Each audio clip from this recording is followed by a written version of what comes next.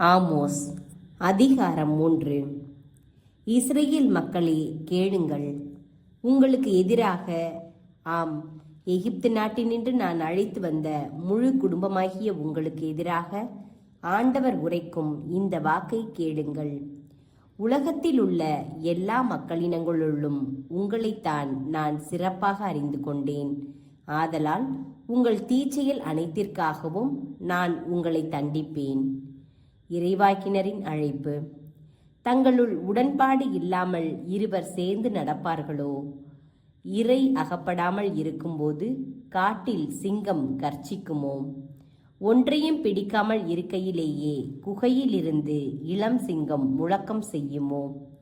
வேடன் தரையில் வலை விரிக்காதிருக்கும் போதே பறவை கண்ணியில் சிக்கிக் கொள்வதுண்டோ? ஒன்றுமே சிக்காதிருக்கும் போது பொறி தரையை விட்டு துள்ளுவதுண்டோ? நகரில் எக்காலம் ஊதப்படுமானால் மக்கள் அஞ்சி நடுங்காமல் இருப்பார்களோ?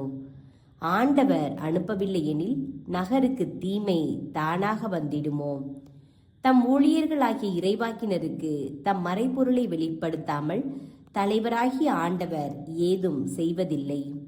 சிங்கம் கர்ச்சனை செய்கின்றது, அஞ்சி நடுங்காதவர் எவர்? தலைவராகிய ஆண்டவர் பேசியிருக்க இறைவாக்கு உரைக்காதவர் எவர்? சமாரியாவின் அழிவு. அசீரியாவின் கோட்டைகள் மேலும் எகிப்து நாட்டின் கோட்டைகள் மேலும் நின்று கொண்டு இவ்வாறு பறைசாற்று: சமாரியாவின் மலைகள் மேல் வந்து கூடுங்கள், அங்கு ஏற்படும் குழப்பங்களையும் நடக்கும் கொடுமைகளையும் பாருங்கள். நலமானதை செய்ய அவர்களுக்கு தெரிவதில்லை என்கிறார் ஆண்டவர்.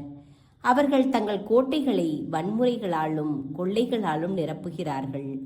ஆகையால் தலைவராகிய ஆண்டவர் கூறுவது இதுவே: பகைவன் ஒருவன் வந்து நாட்டை சூழ்ந்து கொள்வான், அரண்களையெல்லாம் தரைமட்டமாக்குவான், உங்கள் கோட்டைகள் கொள்ளையிடப்படும்.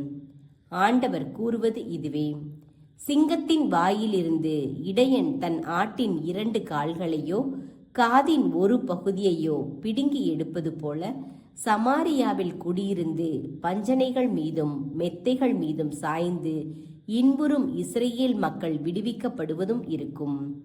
கேளுங்கள், யாக்கோபின் வீட்டாருக்கு எதிராக சான்று பகருங்கள் என்கிறார் தலைவரும் படைகளின் கடவுளுமாகிய ஆண்டவர். இஸ்ரவேலே அதன் குற்றங்களுக்காக தண்டிக்கும் நாளில் பெத்தேலில் உங்கள் பலிபீடங்களை அழிப்பேன். பலிபீடத்தின் கொம்புகள் வெட்டப்பட்டு தரையில் விழும். குளிர்கால வேனிற்கால மாளிகைகளை இடித்து தள்ளுவேன். தந்தத்தால் ஆன வீடுகள் அழிந்து போகும், மாபெரும் இல்லங்களும் பாழாய் போகும் என்கிறார் ஆண்டவர்.